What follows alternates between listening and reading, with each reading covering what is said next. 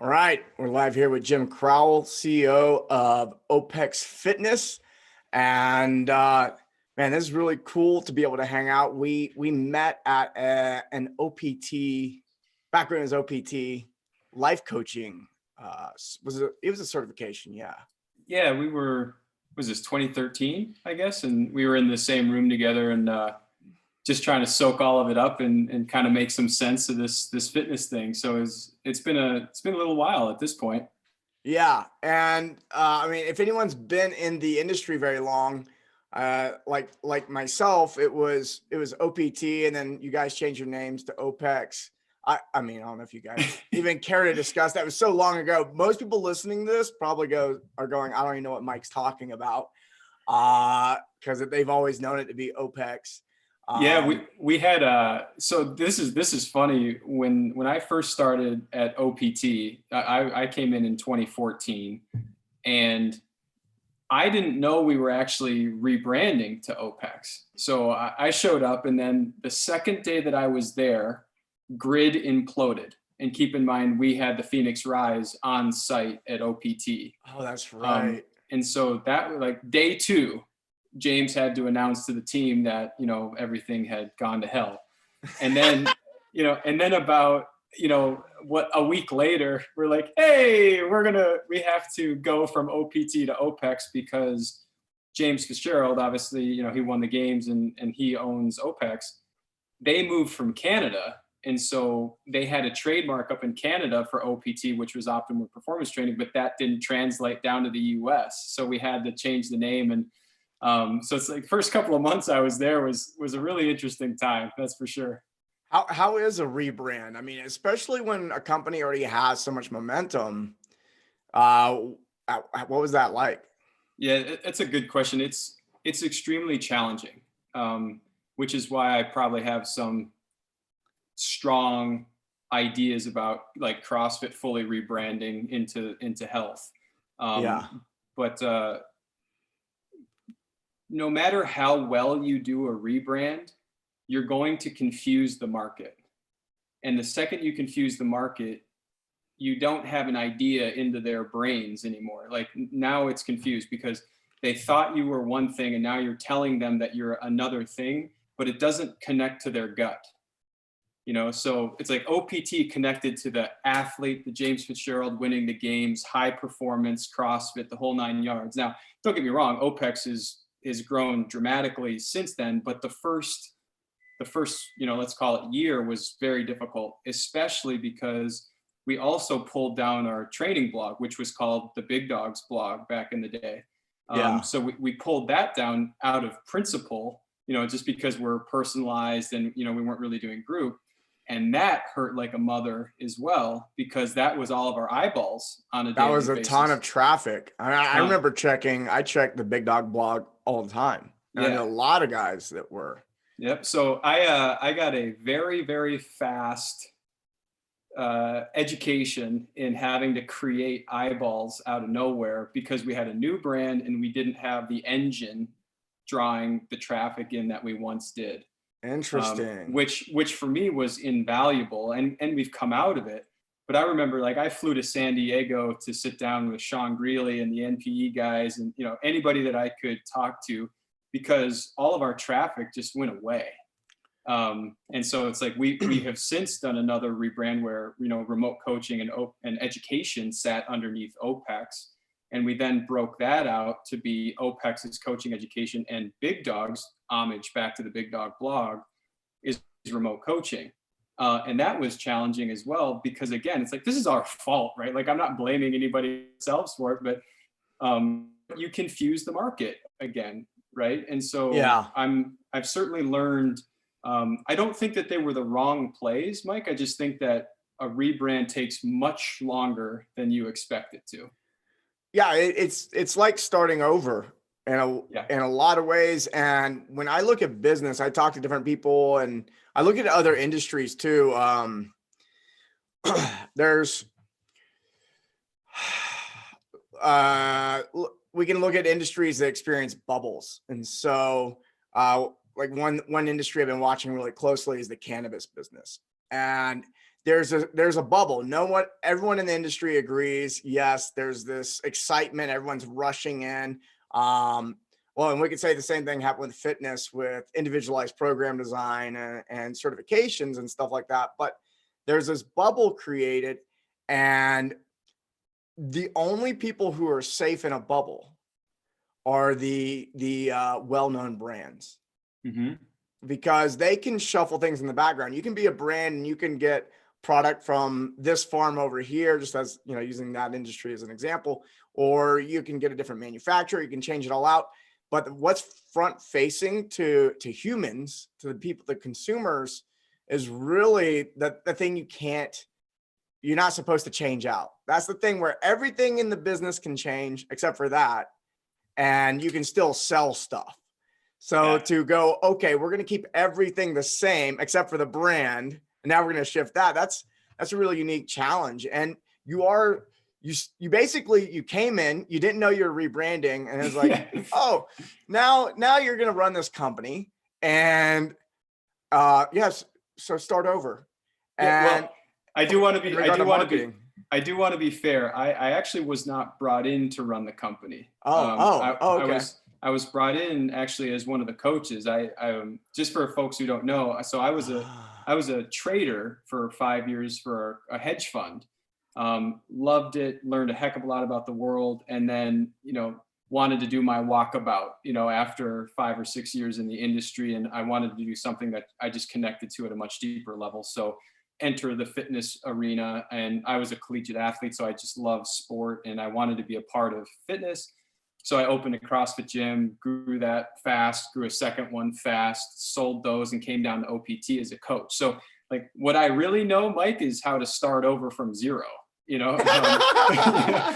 I've done it a number of times. Yeah. But so I came in as a coach for OPT, but I could never turn that business brain off. And so Right. As we were making these plays, I'm also not very quiet internally. So if I see something that I think needs to get fixed, I'm going to at least make an attempt to fix it come hell or high water. And about 3 months into coaching, I started moving more onto the business side because we needed it. We needed the support. The company was growing. We had a lot of operational pieces that we need to fix up. And so I ended up giving up coaching to go full time into the business side. And that's kind of when I started to, move into the CEO role and play that game. How fulfilling and satisfying is it running the business versus being a coach? Because it sounds like you left, quote unquote, the business world to coach, and then months later find yourself going right back into it. Yeah, I suspect that with different specifics, I've had a similar, let's call it ascent as you did, where it's not the role per se, it's what I get to do on a daily basis within the role. So I would actually pick running the business side of things over coaching people. Now, a lot of people don't find themselves in that arena, and that's great, each to each their own. But for me, I love investigating the systems, the marketing, how to connect with consumers, how to connect with guys like you, right? Like I want to build partnerships, and I want to grow something that's larger than myself. Now, I could have that same exact conversation on the coaching side, in terms of impact and how I connect with people. But for me, I enjoy the day-to-day tasks that are, let's just call it, assigned to me on the business side. And I wouldn't trade that for anything. But I think that I get to coach people and I get to lead people and mentor people. It's just, I don't have the term coach in my title per se. Yeah. So you come in as a coach, there's a rebrand, you start taking on more business side of the house. And what was some of the things that y'all did to rebuild or to build a new brand? This is kind of something that it's always evolving, so I don't want anybody to hear what I'm saying and think, oh, well, we've got to do this in like 2 months. I think that it's got to constantly refine and get better. But let's just take a 5-year window and try to boil it down into some of the big ideas. We had to stand for something very specifically. And so OPT stood for James Fitzgerald and athletes winning in CrossFit. And that was a beautiful thing, but we don't stand for that anymore. So we had to build out that message, and that took time, to dig its way into people's brains and souls. But if you go to OPEX now, we're very clearly coaching educators. Like that's what we do, and we needed to build out that message to the entire market. Doing that took a lot of video and a lot of blogs and a lot of lead magnets and a lot of events and coaches who had great experiences telling everybody else. But we had to position much more clearly than we might have otherwise done if we had a bunch of disparate parts of the business. Secondarily, we had to continue to upgrade the team. Let's stop there. Okay. That's really interesting. Because a lot of OPT was built off of James Fitzgerald. Yep. And when you're the first guy, when you win the games or the first games that exist, dude, that's huge. And what I know about James is he's not that much of an extrovert. So usually when something's built off the face of somebody and they're like the star, right? They're usually an extrovert. Like they try to do it. This is almost like an accidental, like, oh, wow, this is a great thing to leverage. So like, you should definitely leverage that. Right. Mm-hmm.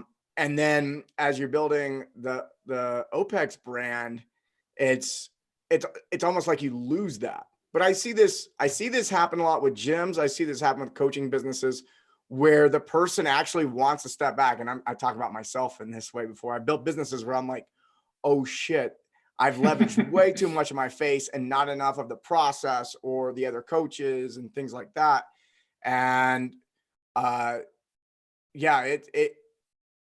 there's a lot of coaches that I'm aware of. They build a brand off of their own, like being able to work with people. But when you start trying to build a business off of that, a lot of that stuff stops working. Yeah. One of the things that I really respect about James is that he knows where he's great and he knows where he's not. And he's never tried to be, like the marketing guy per se. He's never tried to be, let me say it this way. He's always been the coaching educator. And so that consistency never left. So if you knew OPT and you had been to one of our courses, you didn't feel like that changed when we went from OPT to OPEX, which was incredibly important. If you were somebody new, you might not have initially been introduced to James, by our marketing funnels. You might have been introduced to the concept of professional coaching, the concept of individual design, CCP, etc. And James is still a very, very, very big part of that. But we are purposely not trying to only lead with James because that limits the number of people that we can talk to. And so we didn't want to reduce the impact that he could have, but we absolutely needed to build up additional personalities, which, by the way, again, that took a number of years to really figure out who those personalities ultimately were going to be. So like if you go to let's just call it our public facing content side of things now, we do a lot more with our gym owners, a lot more with our coaches, but we do a ton with Carl Hardwick, who's our COO. He's just a fantastic coach. And Georgia Smith, she's a younger coach who's up and coming, but you hear more voices. And then if you go on the business side, you get my ugly mug, so it's like, that's who you're going to see. James is now almost at another ascension of a level where he's now talking about coaching as an industry and coaching as a value proposition. And that's what he's super passionate about.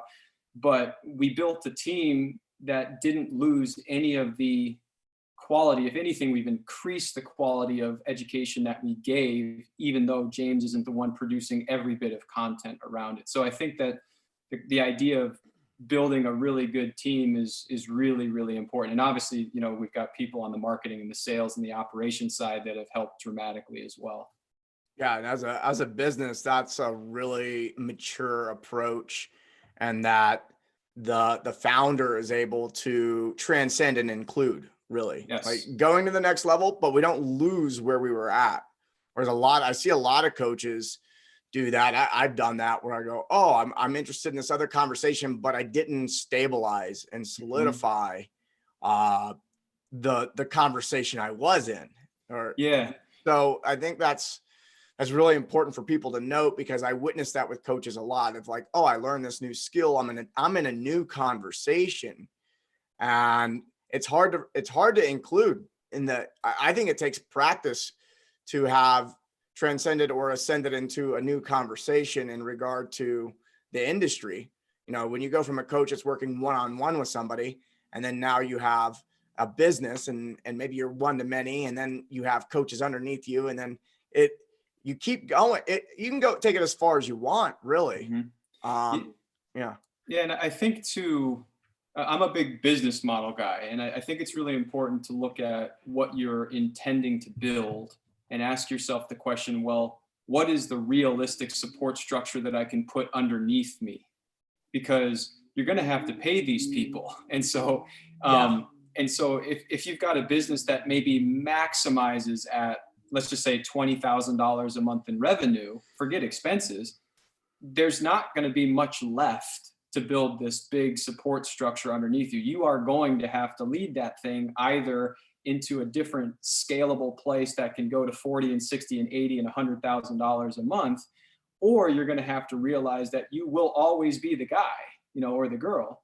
And I don't think there's anything wrong with that. I just think that particularly coaches and gym owners need to get used to that idea. It's like, until you have an idea that can produce enough cash flow to support you and a team, and I'm not saying initially, right? Like, you can build into that, but you have to do that work up front to know that the model can support it. So for us, right, if we owned one gym, we would only have 10 to 20% of our staff, because wouldn't be enough room for the rest of them. But we do a lot of stuff online, and we've got multiple business lines and products now that we have to have the right type of a team for that size of a business.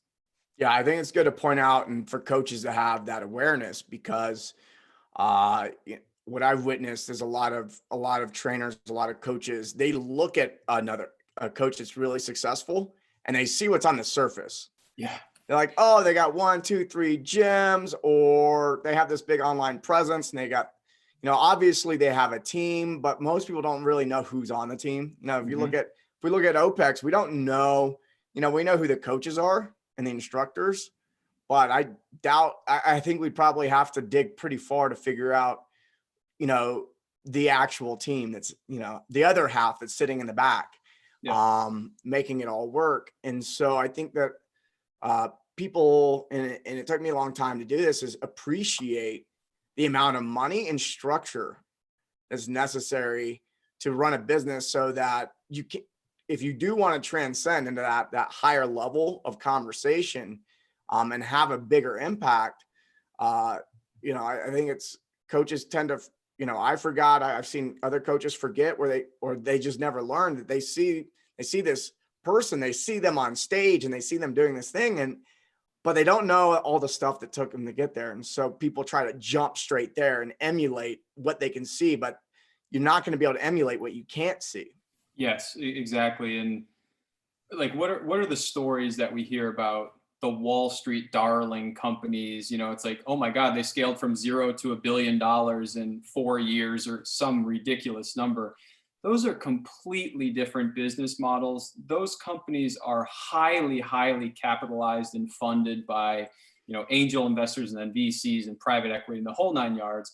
That's not the game that most of us are playing, and I think we need to prepare ourselves for that realization, because you could have an intensely powerful impact on 100 people in the next 10 years and feel amazing and make a bunch of money, and that's the impact that you have. If you want to impact 1,000, you're going to have to create a scalable system, because you can't directly one-to-one continuously coach 1,000 different people at once. You can educate, right? Like, you can have some conversations here and there, but you can't have intimate relationships with 1,000, which means you either have to have more coaches, or you have to have a product or a platform that can connect with those people highly successfully at scale. Well, that costs cash, it costs resources, it costs time. if that's not what you want to spend your energy building, I'm telling you, I don't know that I go down that road, because Yeah. that's a different ball game.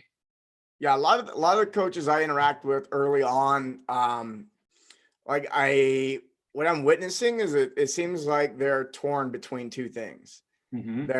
They have this feeling inside of, I'm meant to do more. I want to, there's something, this urge, this thing that's telling you to do more.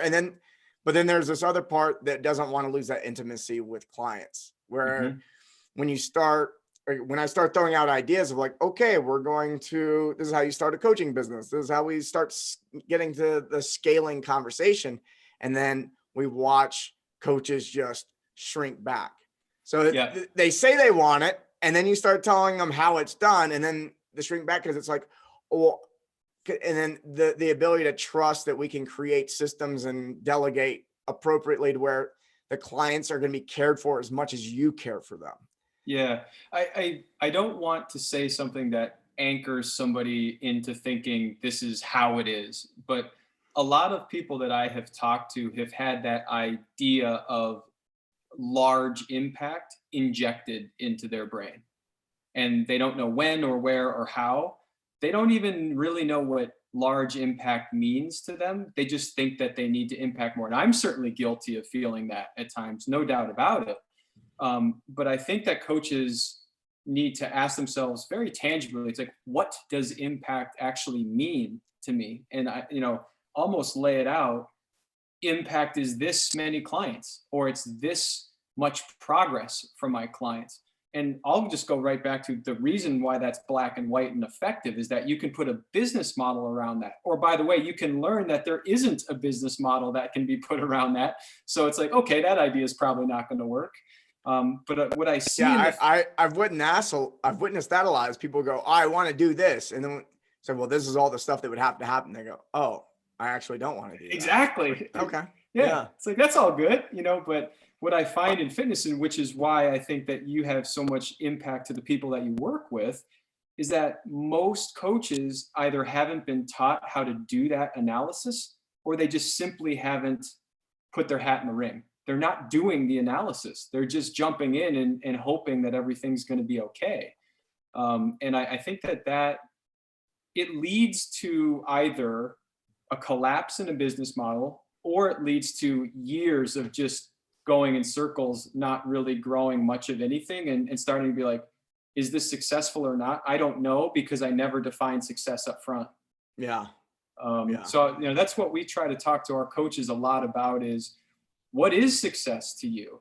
And I know it's such a simple question, but write it down. Like, actually take a moment and think about it, with an empty mind, because that's what you'll fall back on. You'll want to get to that point. Now, obviously, I think you and I probably would agree. It's like, it's not just about what that success point is. It's about the enjoyment of getting there, but you have to know what the business can become if you're going to put other people into it and put money into it and put a bunch of your time, because building a gym or a coaching business, it's like, that doesn't happen in a year. Like, you might have some initial success, but the business itself is not solidified 1 year in. I can tell you that much.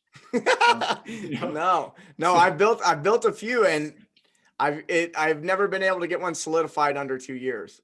yeah, it just takes, no matter how much you think your customer or your business model or your financials, you wake up 3 months later, you're like, I didn't know shit. Like, I'm 6 years into OPEX at this point, and every month I'm like, why didn't I know that 5 years ago? Yeah, And yeah.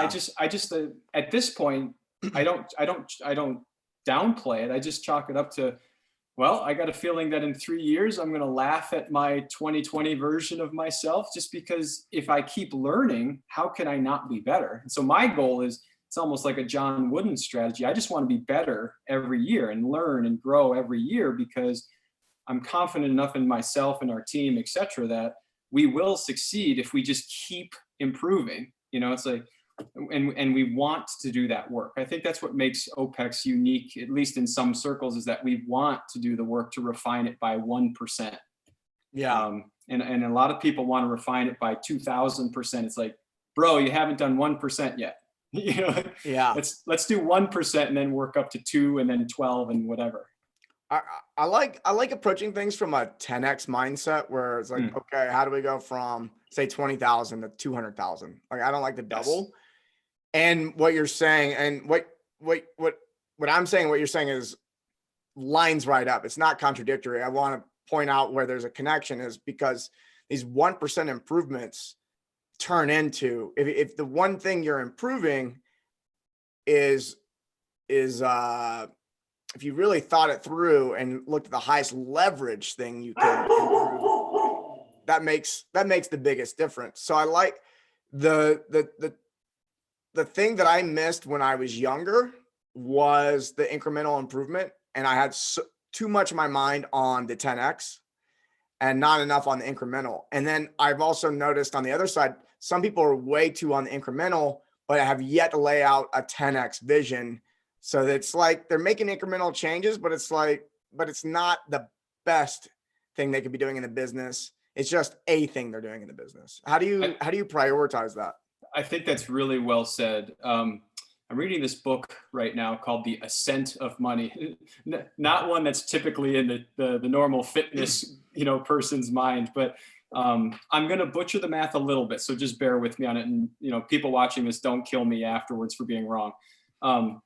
They said that if you get 25% interest every week, it's something like 11 million% return over a year.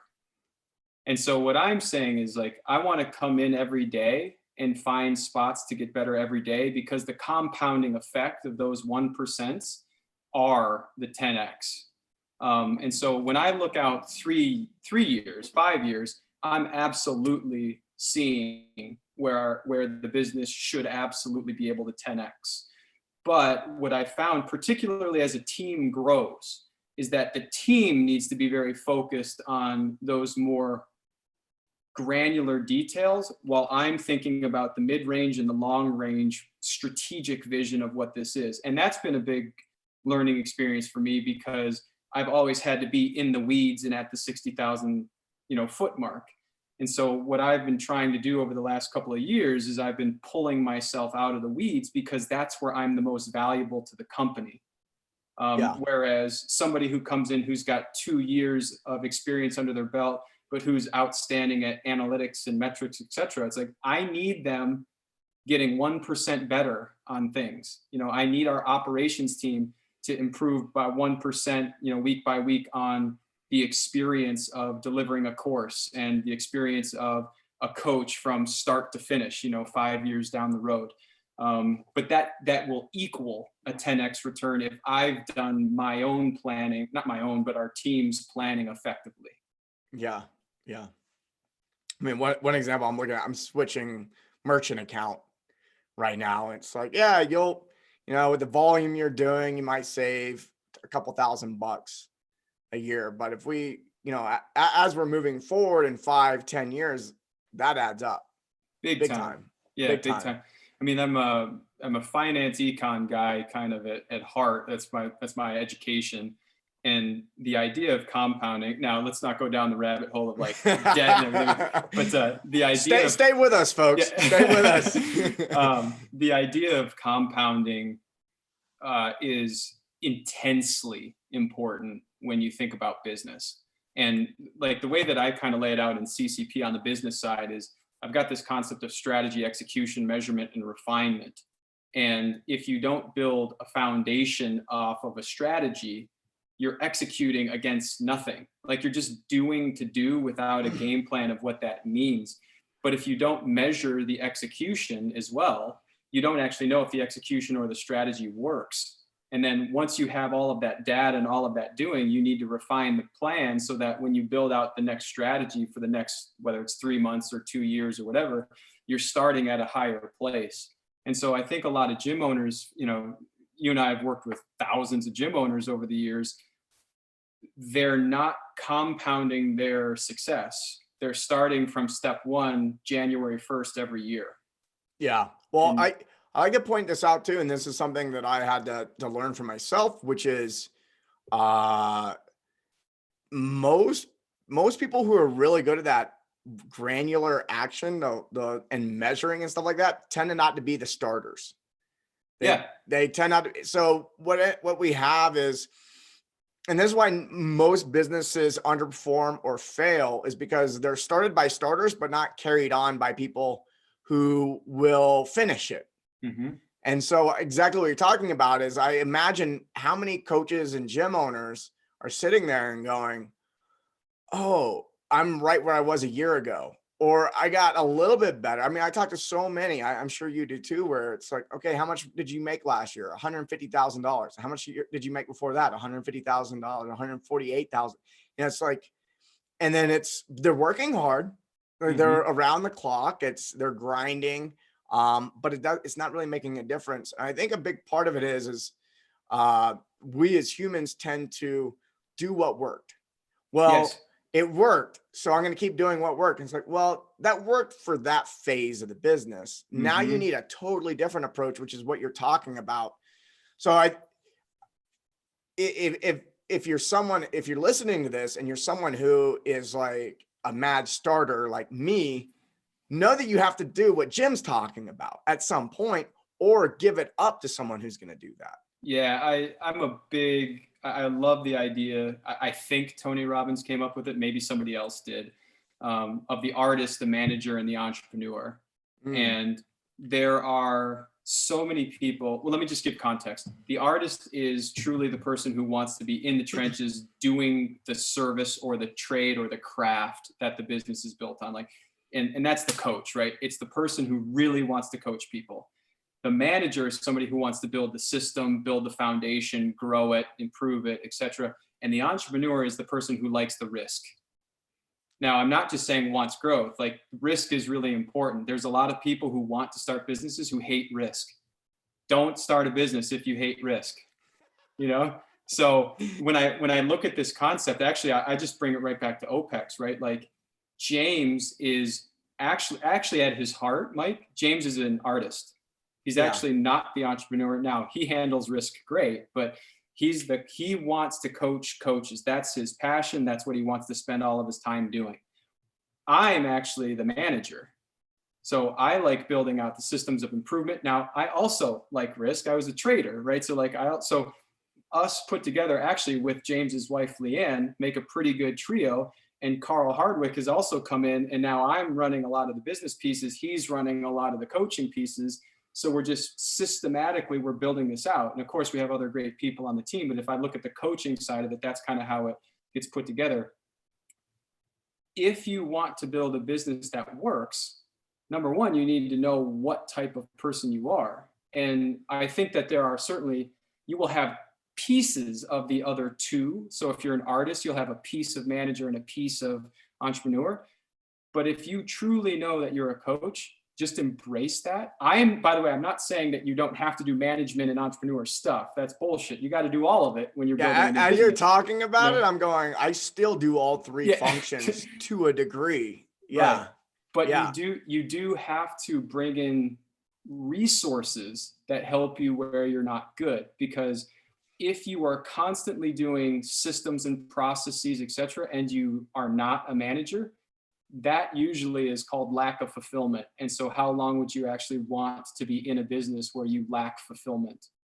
So, and by the way, you're probably not as good at it. Now, keep in mind, I'm the type of guy who just tried to bear my way into being good at shit. I just was like, I'm not good enough. I'll just get good at this.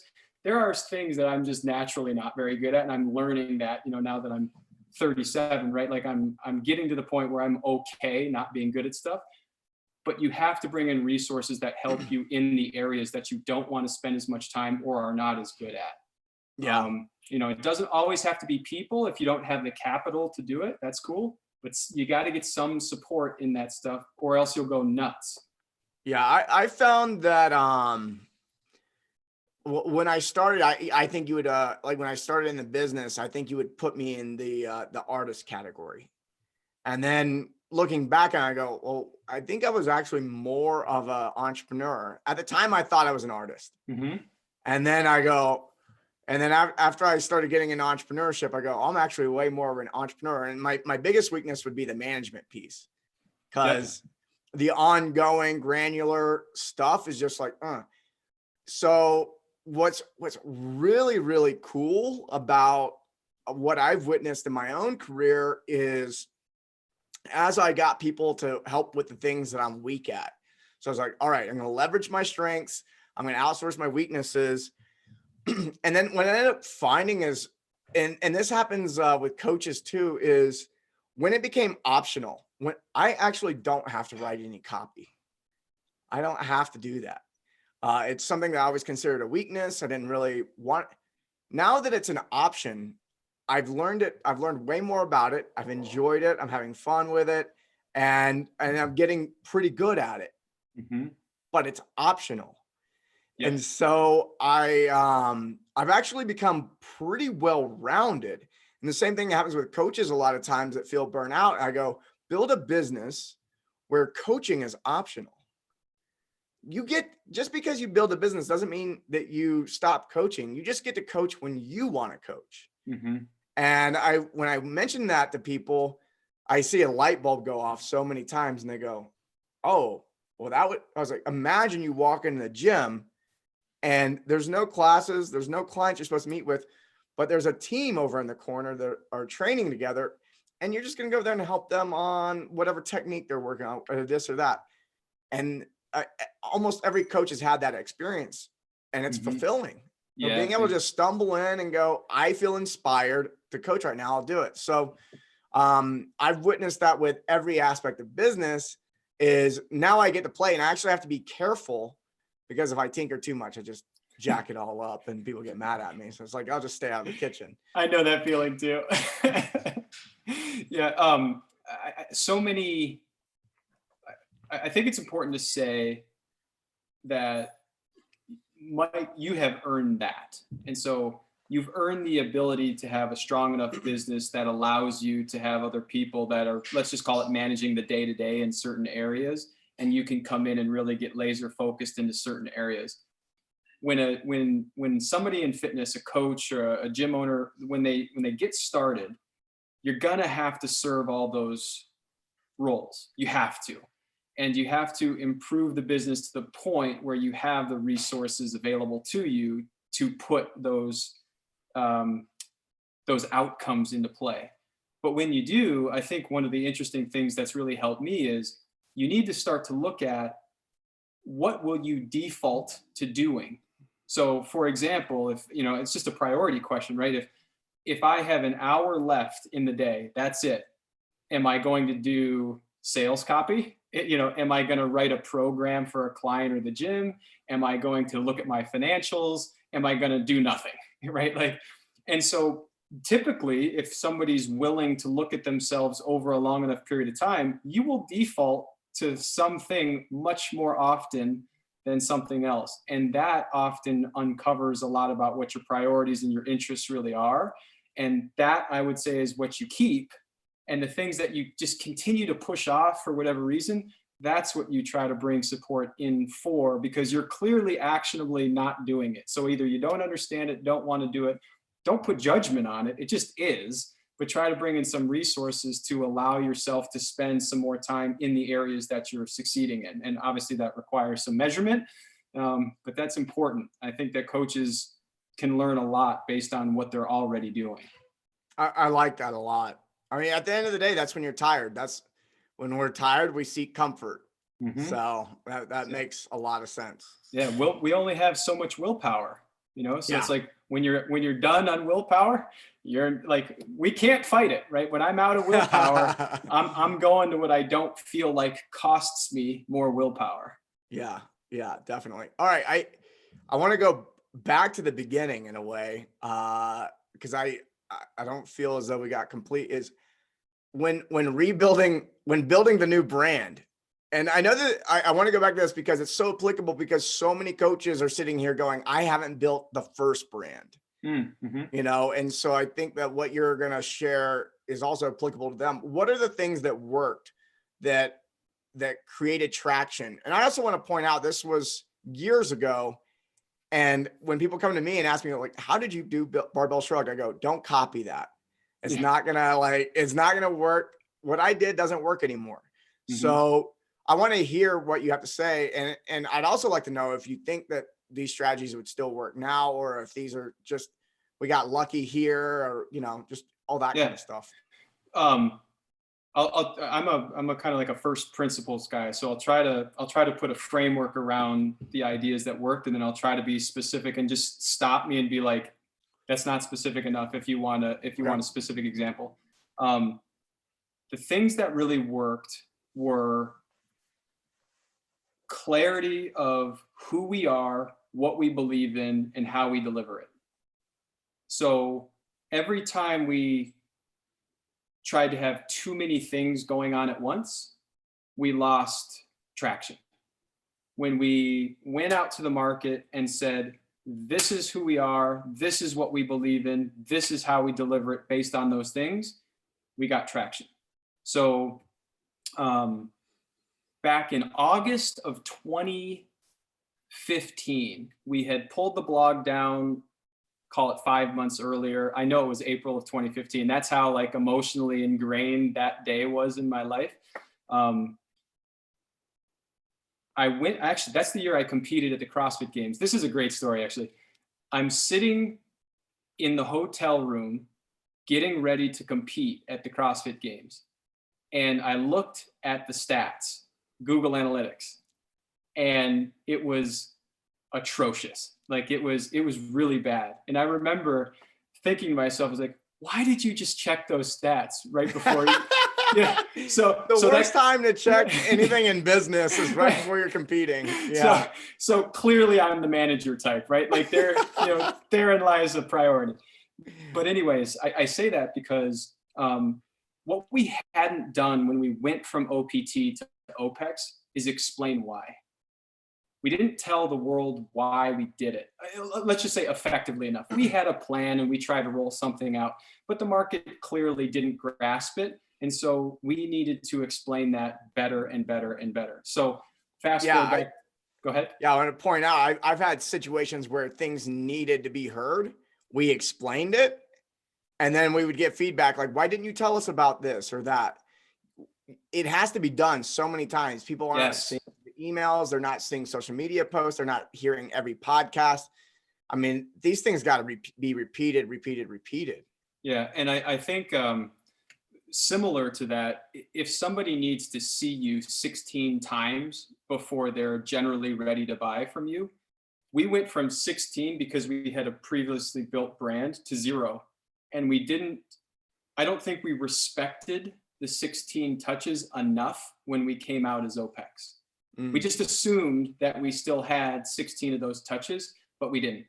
Yeah. And so to your point, we had to be not just consistent, but very aggressive at shoving that new brand out to the market.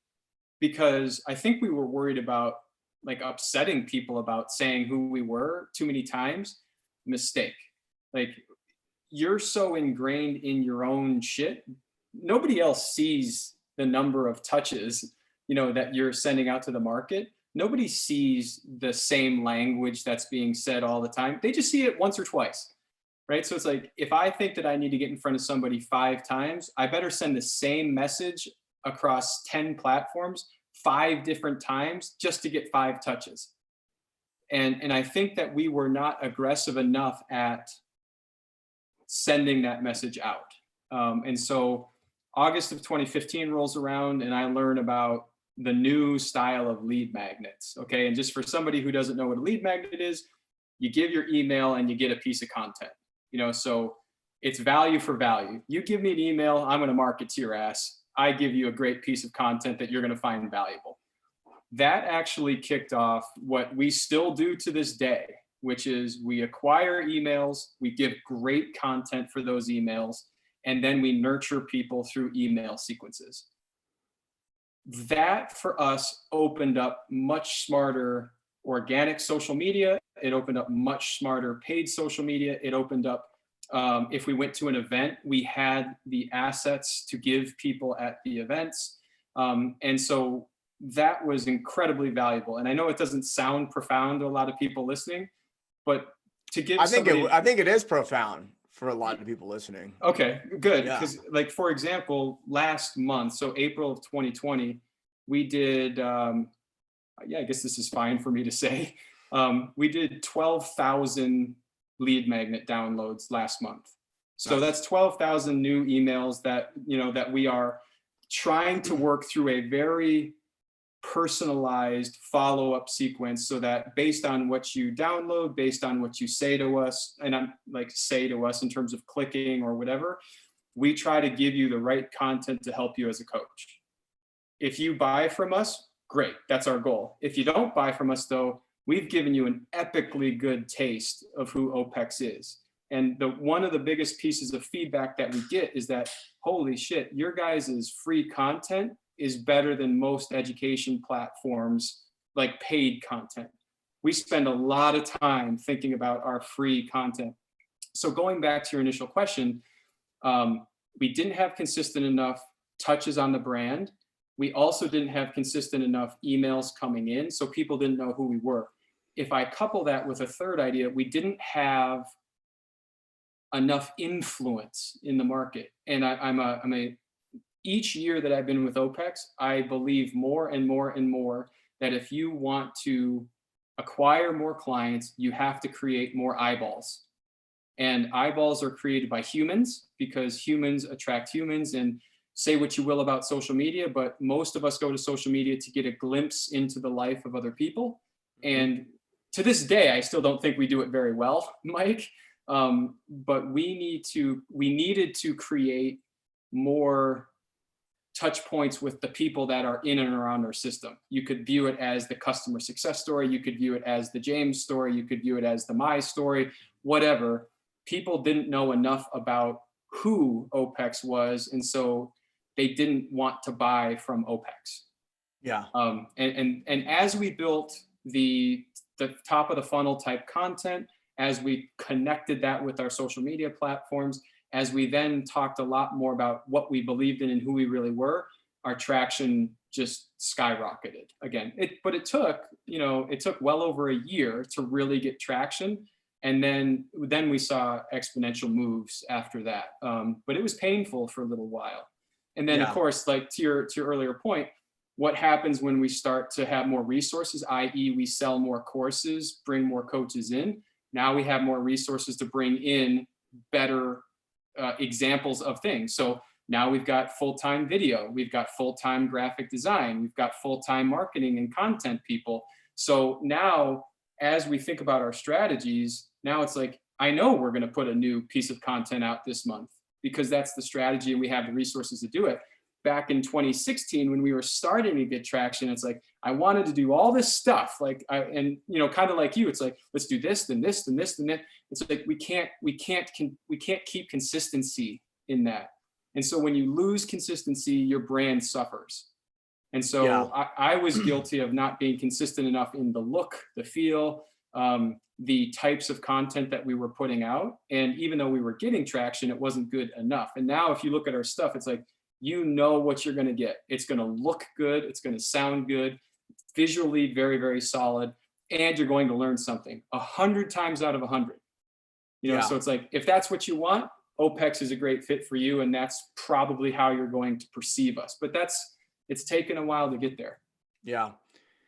I interviewed my former business partner, Doug Larson, last week, and he said something that really, that I, as soon as he said it, I go, you're right, dude, you're right. Which is like, we got lucky, in a lot of ways. One of the things that we did that I've done well over the years, I'm very good at spotting trends. That's why a lot of things that work for me don't work for other people, because I'm at the beginning of the wave. And so it's just it's a different story altogether. And we caught that wave, and we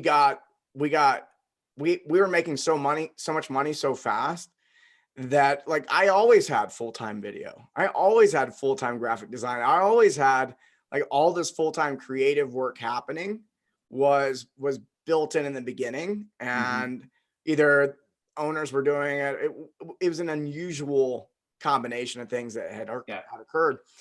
So like now when I'm building something, and I've torn it down and rebuilt, shrugged, and then I'm doing the strong coach and starting over with this. And what I've noticed is my level of commitment to creative content is way lower than it used to be. Mm-hmm. Just like cranking it out because that did work. But now it's, yeah, let's make a lead magnet. Like, how do we get people like to that thing? How little content do I need to put out? Like, what, how many podcasts and videos and Instagram and all that stuff do we really need to be doing? And then can we run ads to the lead magnet? Can I do less? And because you're right, the consistency, the problem is if you're having to pump out content all the time. I see this with Instagram stars a lot of times. It's like, man, like they stop posting. I know so many athletes, Oh man, and coaches, dude, if they don't post, they don't make money. yes. Or if they don't go to this seminar, they're not making money. If they're not, they're in a constant hustle. They can't take off a month or else like revenue just starts plummeting. Yeah, it's interesting. Yeah, have you? That's no way to live, in my opinion. It's tough. It's so timely, actually. I've been watching The Last Dance. The Chicago Bulls and Michael Jordan, ESPN, and watched an episode from a couple days ago, and it was about Michael Jordan's stardom. And just how big he got, and also the mental toll that being that big took on him, because you can never take time off. And I don't mean on the court. I mean, every day you step out into the community, you're just getting hounded. Now, let's be realistic. A CrossFit athlete, not quite as popular as Michael Jordan, but you still, like, imagine if Michael had all of the social media pieces and obligations on top of what he was doing with the media. It's like, well, welcome to LeBron, right? Like LeBron has all those different pieces that he's working on, and I'm sure that he has a huge support staff at this point. But if you build a business that requires you to be front-facing 24/7, then you need to be interested and excited to be front-facing 24/7, because that's what your business is. Yeah. And so at some point, if you don't want to be 24/7, I'm saying it probably takes 3 years to transition that business to something else that's not you 24/7. And so you better put, let's just call it a succession plan. You better put that into play if you want this business to continue to make money. Otherwise, like you said, you got to tear it down and build something else back up, which, take it from me, that takes a while. It's not the bad decision. It just takes a little while. Yeah. And I mean, what you're talking about, going back to the lead magnets, and you guys got a lot of leads last month, and you've been running that strategy for what, 5 years now is what it sounds like. Yep. Different versions of it, but yeah. Yeah. So what, I mean, you got 12,000 last month, but what happened the first month, the second month, and what was your, I imagine with that many leads coming in, I imagine there's a dozen different paths I could take. Like if I got into that, if I open this email or I click that button, now I'm on a different sequence. Like, what was the initial lead magnet sequence like, and how has that grown from then to now? So the first thing that was ever put into play actually was before I got there. It was called the Coach's Toolkit. And to hit on your exact point, like, well, what's still working? We still have the Coach's Toolkit. We've just upgraded it 100 times, so it's just gotten better and better. That was in play early, but the one that got us back on track after the rebrand was a lead magnet. And I never forget it. The 5 mistakes CrossFit coaches make. And keep in mind, we're taking a brand that used to be known highly, from CrossFit coaches, because we served a lot of CrossFit coaches, and we put out a piece of content that resonated with them, because a lot of them know that they're not optimizing their businesses, their coaching, their client experiences, etc. I don't even remember what the content was, like what the 5 mistakes were.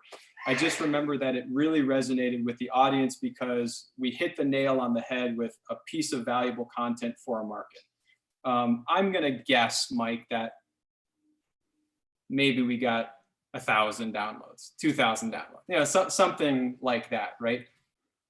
But we couldn't do another one the next month, right? Because we didn't have the team in place to do them fast enough. So let's say that for the first 2 years, maybe we did one new one per quarter. And that took a lot of our resources to really do that effectively and build out the email funnel. So the pathway was, either through an ad on Facebook or Instagram. We weren't doing anything on Google back then, or somebody who read our blog, because we always had an active blog, even though there wasn't a training blog to it. You would go to, you'd go to our site. I think that was before lead forms as well, but I can't remember. So you'd have to get to our site, right? I'm having flashbacks. Yeah, right. So they'd have to get to our site. They'd give us an email. We'd send them the PDF, and then we would send, let's just say it was like a 5 email follow-up introducing OPEX, introducing what we believed in. And then at the end of it is like, hey, do you want to look at CCP? And so it was really primitive, and there was not a bunch of pathways, and it wasn't very personalized because we didn't know how to do it. And that's how it has to start for most people. It has to, right? And a lot of people have probably heard of the platform called Infusionsoft, or it's now Keep. That's what we used for many years, and powerful platform. And like, you could build these funnels, right? Like, we didn't have a funnel, we had some emails, right? But we built that out. And then with each, here goes back to the 1% better every time. With each successive lead magnet, what our team did well is we tried to figure out how to make it just a little bit better. So maybe the graphics were our main focus for one lead magnet, or the email follow-up was our big focus, or maybe metrics, was a focus on one of these, but we just got a little bit better. So you weren't changing the lead magnet, you were changing all the marketing, like the core of the lead magnet was the same. You were just improving it. And the funnel, or the sequence after the lead magnet. We did do both of those things. So okay.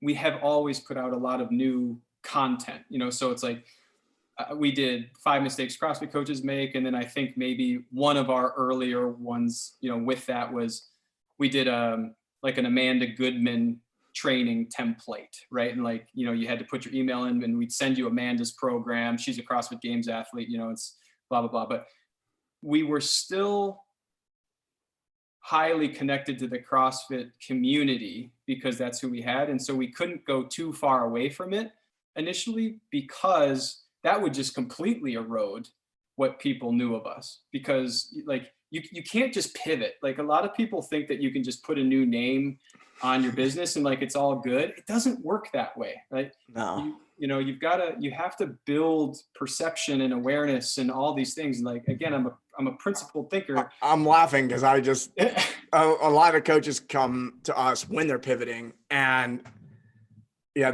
why is this so hard? I'm like, you're starting over. Yeah. And a lot of them, unfortunately, are starting over on a shaky foundation. Yeah. So it's one thing if you have a rock solid foundation and cash in the bank, but if you don't, and you're pivoting because you're not doing well, that's even harder. And again, it's not the wrong play, it's just harder. Yeah. That's something that's happened. People are forced into pivot right now. Yes. So that can be challenging. But yeah, the two things that I witness people do a lot of times, they're not experiencing the success they want. And there's one of two things that they do. They either pivot or they want to do more of the same. It's like, oh, my gym is doing okay. I'll open a second gym. I'm going, whoa. Is the first one profitable? Can you take a month off and it not fall apart? What are you doing? You have no business doing a second gym. And then, the same with the pivot, it can be a pop. It's like, oh, it's not working. I'll do this. And sometimes that could be good because you start learning what you're not good at, and what you are good at through that process. But also needs, like you're saying, needs to be realistic of like, oh yeah, you're starting over if you're pivoting. Yeah. And I think because human beings love stories, right? And we love the heroic efforts of people of overcoming challenges or whatever. Most of our stories in our heads that we learned as kids and then into adulthood are the stories of the 1 in a million, right? Like, hey, this guy pivoted his bullshit gym and now all of a sudden it's working. It's like, that's not common, it's, so it's, I don't want to be negative. I just want people to know what the expectation and what the probabilities are so that they know what they're up against, because that will help them make a better decision. And so like, I'm all for a pivot if the business model that you're pivoting into and the brand that you're pivoting into allows you to have more success. But if you're pivoting because you're doing poorly and you don't build a game plan for the new brand, what makes you think you're going to just all of a sudden be better? Yeah. So that's what you work with people all the time with, Mike, is taking the time to think through those steps and to think about the strategy of why is this actually a good decision? And the great example is the CrossFit gym owner saying, well, I want to take CrossFit off the door. I said, okay, that's cool. How many new clients came to your gym last year that weren't looking for CrossFit? 0. It's like, and you're worried about the $3,000 that you're paying for an affiliate fee? How about the $30,000 that you're going to have to spend in marketing to get the same number of clients next year? Yeah. And again, like if they want to pivot away from CrossFit from a philosophical belief, great. But understand what the difficulties and the trade-offs are going to be with that decision. Yeah. CrossFit's not sending people out to do quality control. Right. You're literally just licensing the name. No one cares. Yeah. Totally. Last I checked, they're not seeing if everyone. I don't know if I don't care. I'll say it. I'm not an affiliate owner anymore. Yeah, it's like no one came by and ever checked to make sure everyone was CrossFit level 1 certified that was coaching. It was just like, we got to follow these rules. I'm like, maybe. I'm not telling you to like break a bunch of rules, but like it's a loosely enforced organization overall. Like, or it's the opposite. I owned 2 affiliates, right? And or maybe I owned one of my business partner. I don't remember. We actually did it by the rules. And one day we got a cease and desist from CrossFit. And I'm like, it's like, why are you sending us this? They're like, you're not an affiliate. And I'm like, did you guys even look at your records? And they didn't even want to engage because somebody had told them that we were operating not as an affiliate. And so they just sent us a cease and desist. I'm like, what kind of business is that? Yeah. I don't know. I mean, when you're protecting a trademark, I think they have a full-time legal team and they're pumping out. I imagine they're pumping out because I've gotten a couple cease and desist. I will admit I was riding the gray line. I won't lie. It's like the letter comes in. I'm like, Like I've become very immune to legal issues. Like I get a letters like, you owe this much money. I'm like, meh. We'll see if another one comes. People are freaking out. Like I have guys like, oh my God, I got this letter. I'm like, don't worry about it. Shit. Like, it's like, you haven't been sued yet? What are you doing? What a true entrepreneur right there, huh? Yeah. Oh man. All right. So we're about here in the United States, 6 weeks into COVID-19 lockdown. Let's make it sensational. What are you seeing in the industry? Well, has anything changed for OPEX? We're hanging in there well. We pushed content, meaning volume and quality of content, to all-time highs. Let's call it March 15th when this thing really started to go. So we've added a layer of support to our public audience as well as to our coaches and gym owners. That's obviously, I'm biased, but that's epically good, right? And so we did 7 days in a row of live webinars talking about what was going on and what we saw and what we were doing. We're still doing weekly webinars to the public with all of these different. We're doing the same exact thing. I'm loving this. Yeah. As you're talking about, I'm going, so, and by the way, folks, we weren't talking about this. It was just. Yeah. But I think. Saw the similar need. Before we talk about COVID very specifically, I think that the world has already pivoted into, I want to feel like this is authentic, so even if it's marketing, I think people, they're on to the traditional marketing of like, use my such and such product, right? Like they're on to that. They don't like that anymore. And so what they're buying into is they're buying into belief systems. And so they want to buy from people they believe in. And I purposely say people, right? It's less about the company, it's more about the people. Now, if they're buying commodities, like if you buy a barrel of oil, okay, it's like maybe they're not buying into that belief system per se.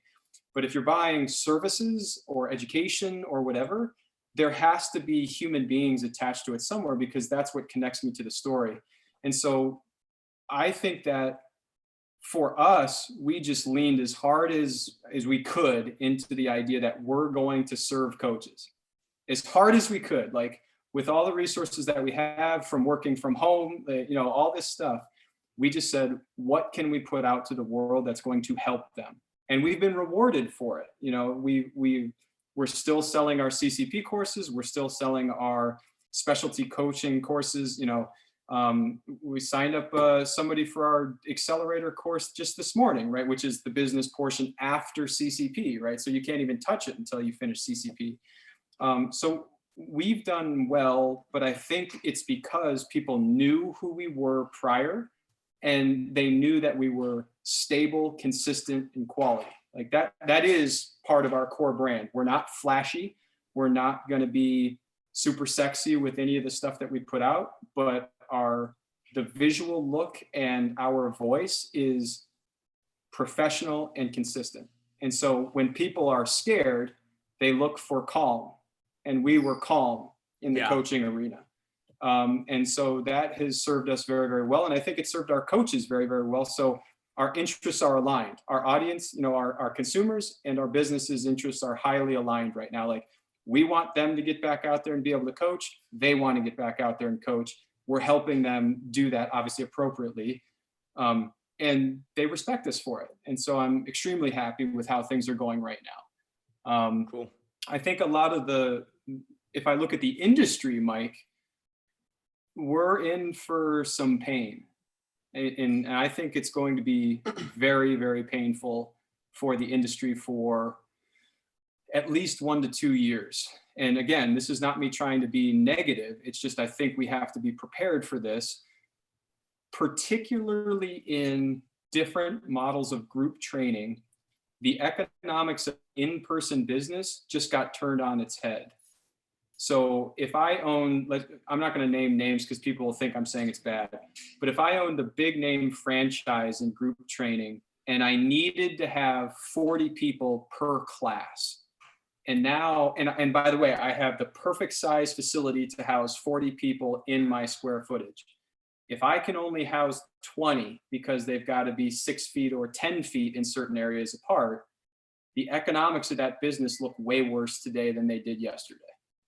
And so that either means that you're going to have to stomach the revenue loss until, let's just call it a vaccine or something, is commercially viable, which no vaccines ever hit the market in under 4 years. And the government's still saying it could be 15 to plus months, right? So let's put it somewhere in the middle. It might be 2 years or whatever to have a commercially available vaccine. We're going to be distanced in some capacity, right? Or at a minimum, there will be fear in some capacity. So the economics of the business don't look as good. So I think that the industry is going to have, and I'm saying local, right? Like I'm talking local gyms, and I'm not talking Peloton. Like, I don't think that a local gym owner has any business trying to compete with Peloton. That's a different business model entirely. They will crush you with resources. However, I do think that in-person training with a touch point of remote coaching and remote online, maybe let's just call them classes, is interesting. But I think it's interesting because you have a competitive advantage over Peloton in that your people can come see you live. Yeah. So I think that the models are going to have to be more malleable online and in person. But if you're brick and mortar, don't lose connection to human touch points live, because you will get slaughtered by Peloton if you only go online and do like group type stuff. But if you stay local, I think there's something there for sure. Yeah. I'm witnessing a lot of the gym owners. Well, here, I'll divide these two people, this into two different groups. Is the gym owner is suffering.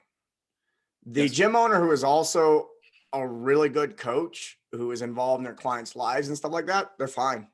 Yes. I've witnessed that you can tell if, and there's nothing wrong with being a gym owner who was not like in touch with the lives of your customers.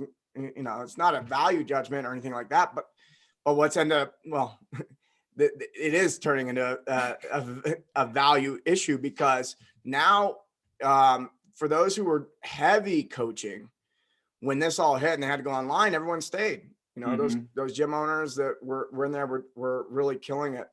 And what I'm witnessing now is the small group, a few people on a Zoom call, a lot of interaction, engagement is, you know, I mean, people can just watch a video and follow along and do exercise and all that kind of stuff. But the ones that are actually having communication throughout, and I'm watching people do one-on-one through Zoom and even correcting people's movement, people are eating it up. And I've been watching coaches go online who were freaking out. They were going, oh shit. They go online and now they have more clients than they did before. Yeah. They're actually making more money. And it's that intimate connection. Cause I think people are wanting to buy that now. I mean, even for myself, I'm isolated. I'm not interacting with hardly anybody. This podcast, doing this right here is really nourishing. So, Yeah. And I'm fortunate, and a lot of people, you know, I think there is something in the market for that Zoom interaction. Me too. That's that though. If I look at, again, I'll go back to a business model, and I also think that some of the things that I'm about to say are like longer term, you know, Yeah. 5, 10 plus years out.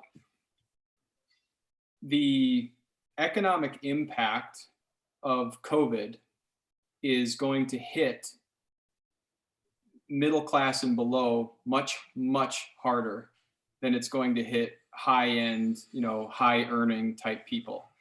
That's just history. Like, that's not an opinion. That's just history of how these events play out. So if you're in a fitness facility that was serving people who are in that harder hit zone, many of them might be willing to stay with you for a couple of months during COVID.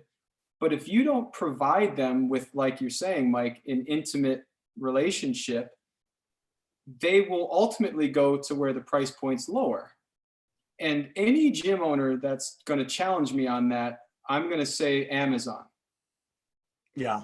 And it's like, don't fight me on that, because everybody is like, I'm not going to leave my butcher. I'm not going to leave my, you know, whatever else. And now we're all fucking on Amazon.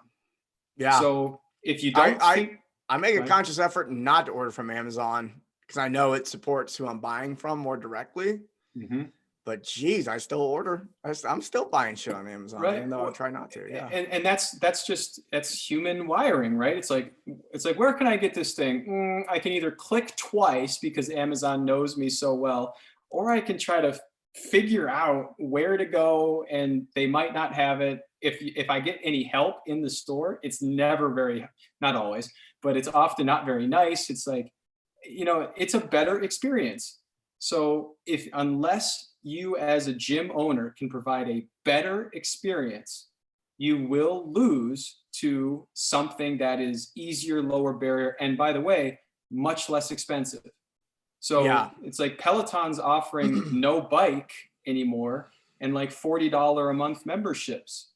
So let's assume, by the way, that you're in a facility that often utilizes a barbell or a kettlebell or whatever. If your people don't have that equipment, they can't even do the type of training that they signed up for. Now, it can be different, right? But it's like, okay, let's just assume that you went to body weight workouts, which is all good right now. But Peloton can do that for 25% of the cost. So if you're not going to have an intimate relationship, and by the way, if you're not going to talk to people about nutrition and lifestyle and all of those other pieces, you're just providing them a fitness program. And I'm not saying it's not good. I'm just saying, if you're going to survive, it has to be a model that can have a competitive advantage over a much larger platform that is online. And Yeah. that's relationship. It always will come back to relationship, which, by the way, has huge value to your clients. But just don't feed me the bullshit of, because I have an online platform, I have a relationship. That's garbage. People need to be better than that. And I've heard a lot of people that I've then looked at their live coaching online. I'm like, oof, that's never going to work.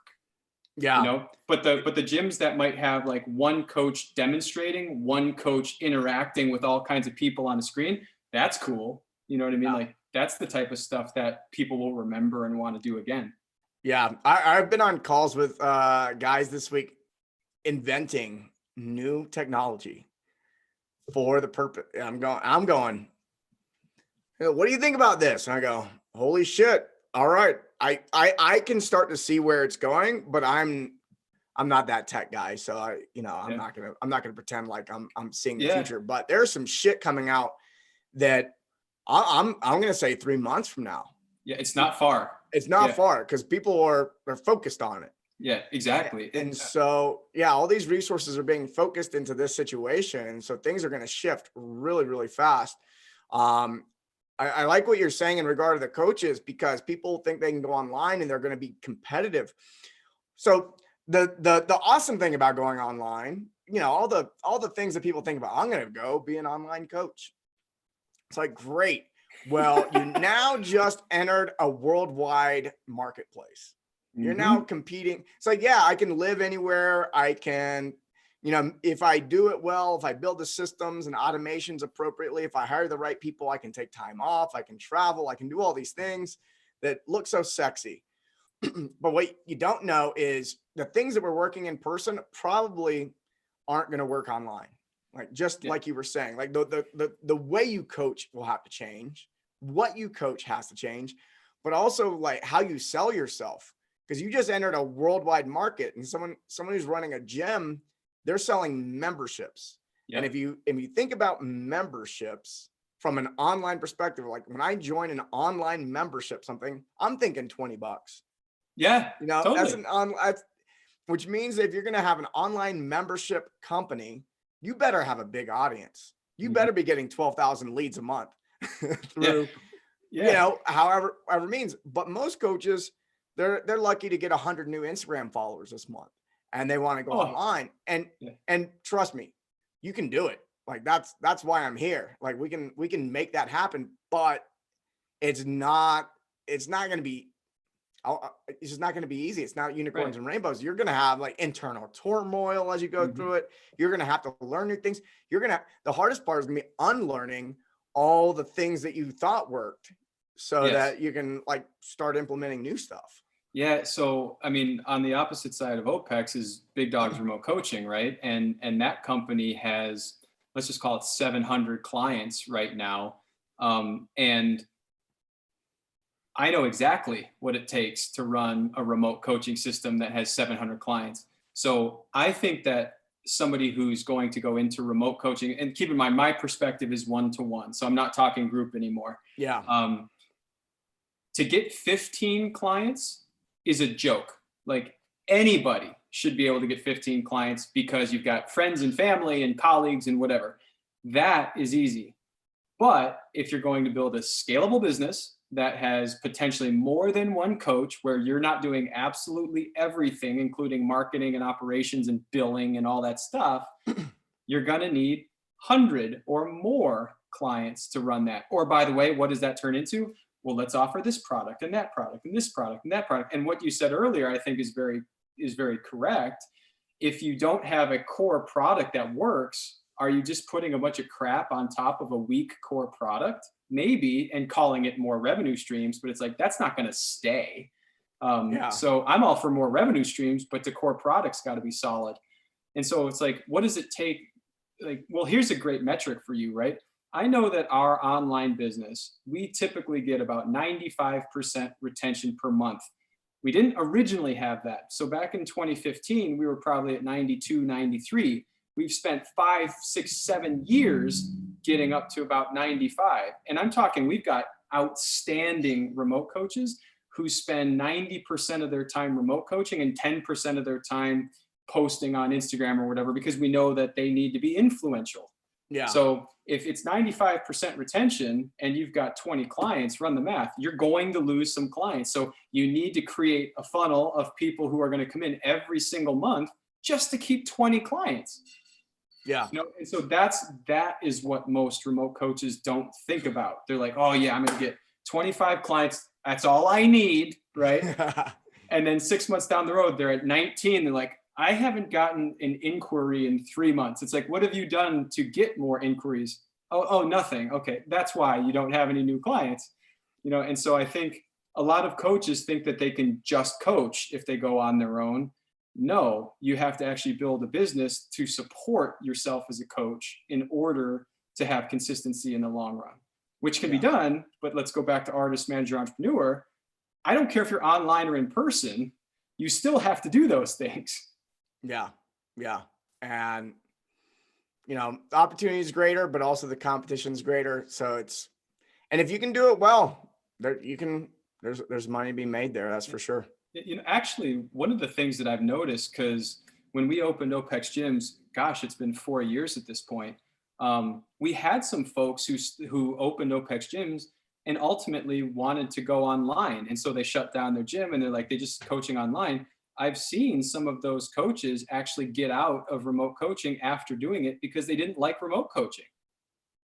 So it's something where one of the things I try to have people do is to actually experience remote coaching as a coach with at least 5 or 10 clients, not one. That's not enough time, right? Yeah. It's like, you got to have enough clients to experience it. And then it's like, okay, now you're doing well, you're consistent, you've got a really good schedule. Okay, now if you love it and you've been doing it for 6-12 months and you love writing programs, etc. Okay, let's take it online. But I would never encourage somebody to go from group straight into one-to-one remote, and even one-to-one straight, because I've seen too many coaches after 6 or 12 months just be like, this is not for me. Yeah. They want connection. They want human touch point. I get it. It takes a special coach to be really good online. Yeah. All right. Last question. Since you've worked in financial markets before, is there anything that you can, I would say ethically share? Because I do know people who know way more about this shit than I do, and they kind of give me the hands up shrug look. I'm like, I don't know. We'll see. Yeah. When you say ethically, does that mean like, I don't know insider information, so I'm assuming that anything I say is ethical? I guess that's not, forget what I said about ethically. I guess give people good advice. Like, admit what's an opinion and what's a fact, I guess is what I got you. What I'm saying. Let me hedge immediately and say that this is my opinion and I am not your financial broker, anybody listening to this call. So you got to think about it before you do anything. Don't take my advice, just like the shoe shine boy, right? Don't take my advice. I think that the financial markets, and when I say that, I mean the stock market. I think that is going to continue to dissociate from the normal economy. So if you look at the S&P 500, generally that is made up now by about 10 behemoth stocks. And those are the good ones. So it's like Amazon has not taken a big hit in this. Apple's still fine. Like you're looking at these types of tech-based companies that are massively scalable. They're doing well.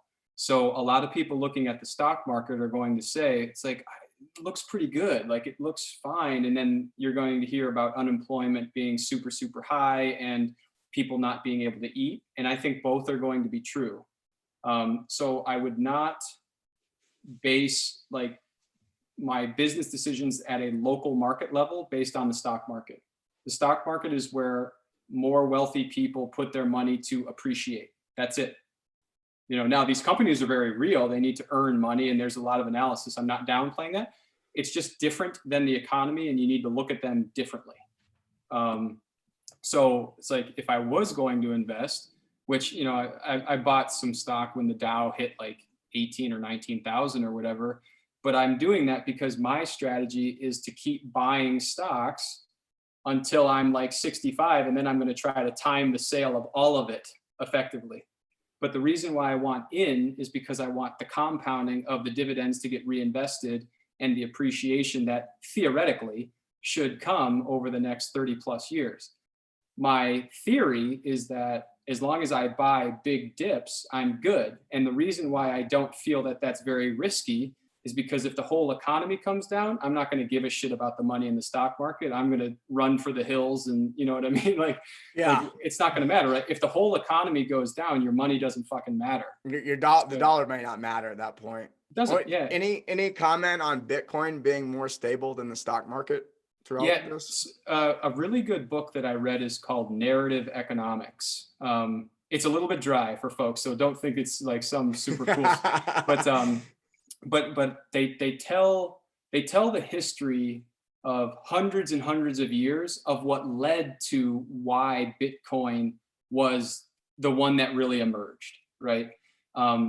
And so I do think that there is a world where Bitcoin is very, very real, because remember, all currency is our confidence in something. You know, it's like dollars don't have any connection to anything per se. I know that they're all over the world, but it's like, if the whole world tomorrow was like, I don't like dollars, then the dollar is worth zero. There's no intrinsic value. Exactly. So Bitcoin right now is trying to, and Bitcoin is not, not a human. So it's like, it's not trying to do anything. It's just out there. But, it's like the market around Bitcoin is trying to see if there will be broad consensus confidence in crypto. And if that were to happen, then Bitcoin is a very real thing. Now, I say that knowing full well that I don't think that Bitcoin will be real until the major US banks adopt it. And the reason I say that is because we got to remember that debt came before currency. And so he or she who controls the debt has a huge control over the currency.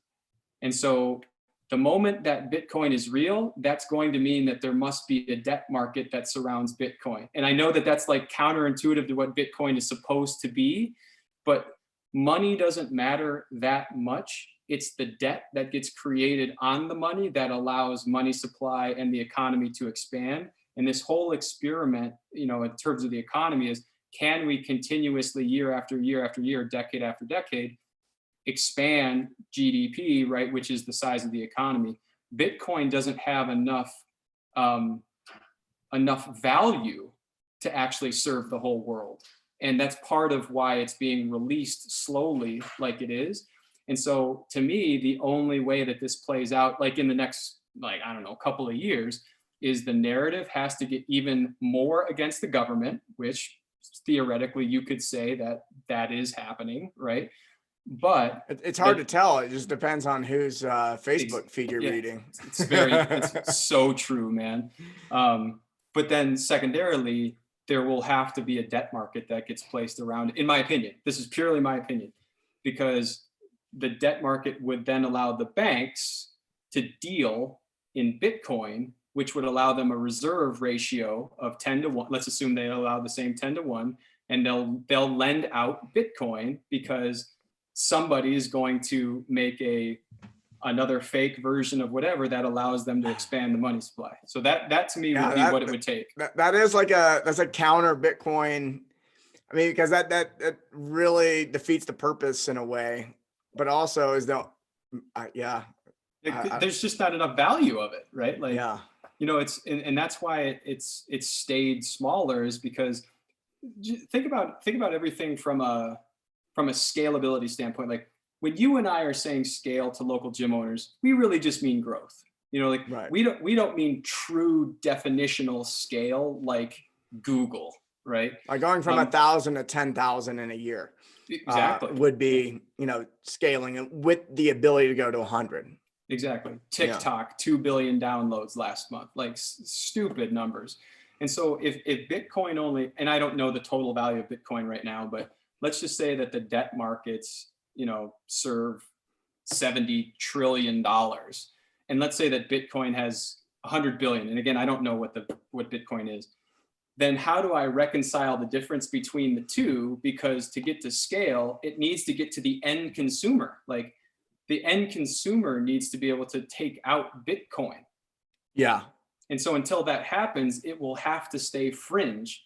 And if it's going to stay fringe, then who's going to take it from fringe to mainstream? And I think that the only people or entities that probably do that very well are the banks. And I say the banks and not just the government, because I think the banks ultimately would control what the government would do.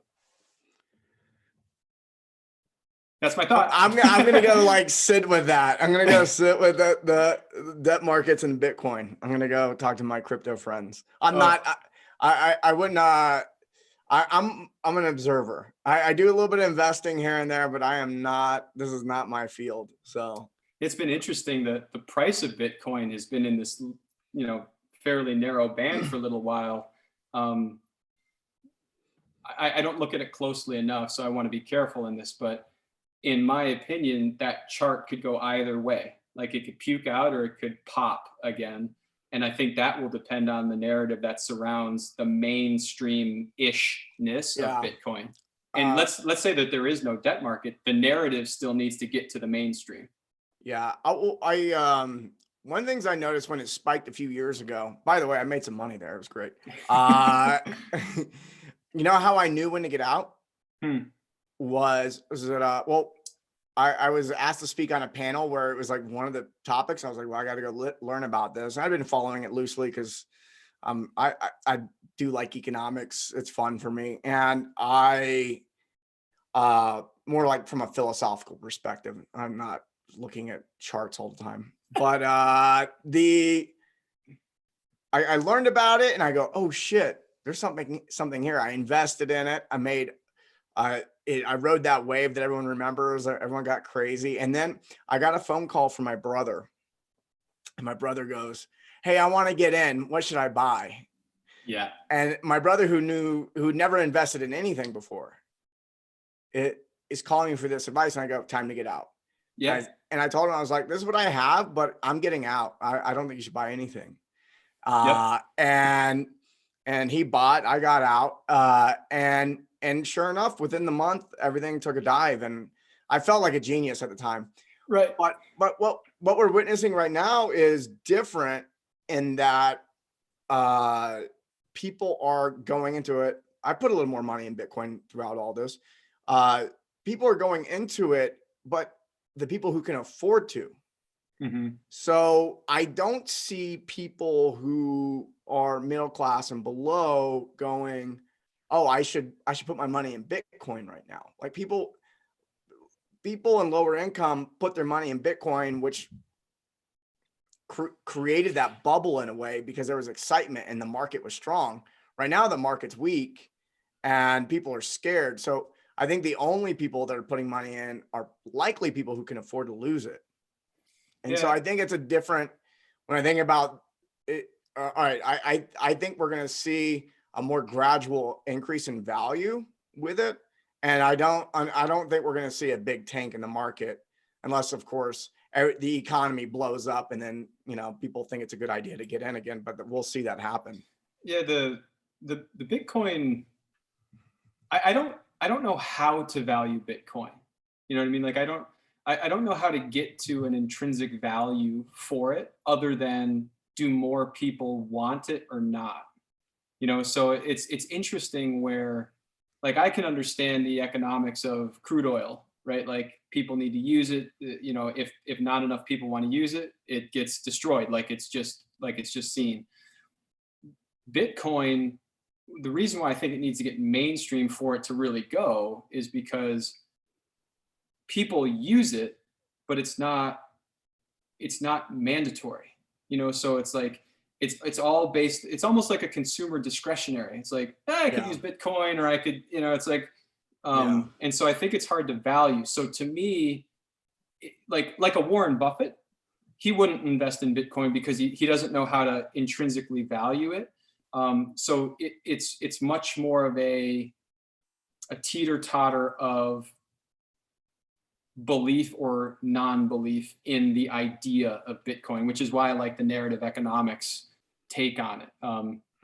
So it's like I'm neither bearish nor bullish because I have no idea how to value it. I think that I love it. Yeah. it's That like makes sense. if people like, actually the way that you would probably know if it's going to go is to track daily/monthly citations of the word Bitcoin on Google. Yeah. That makes Because most sense. the more people that think about it, the more likely they would be to want to play with it. Yeah. Google, YouTube, same, same Yeah. thing. But when I talk to, I think most people who are investing in are younger and are likely, when I'm talking to the Bitcoin crowd, I'll say the crypto crowd, they're always talking about video. They're always talking about YouTube. So yeah, whatever's trending on YouTube. Yeah. Yeah. That's interesting. You'd love the history of it, Mike, because this goes back to the gold and the silver standard hundreds of years ago. It's the same story, and ultimately the Bitcoin narrative is more one of rebellion. Yeah. Oh yeah, for sure. It's fascinating. Yeah. All right. I'm gonna have to go pick up that book. Thank you. All right. Well, now that hopefully we kept people up to this point. Jeez, start talking about economics. We apologize. Jim, thank you for joining us, and where can they find out all the stuff that OPEX is doing, what you're up to? Yeah, we're just OPEX Fitness on Instagram and Facebook. And for anybody on the remote coaching side, we're Big Dogs Athlete.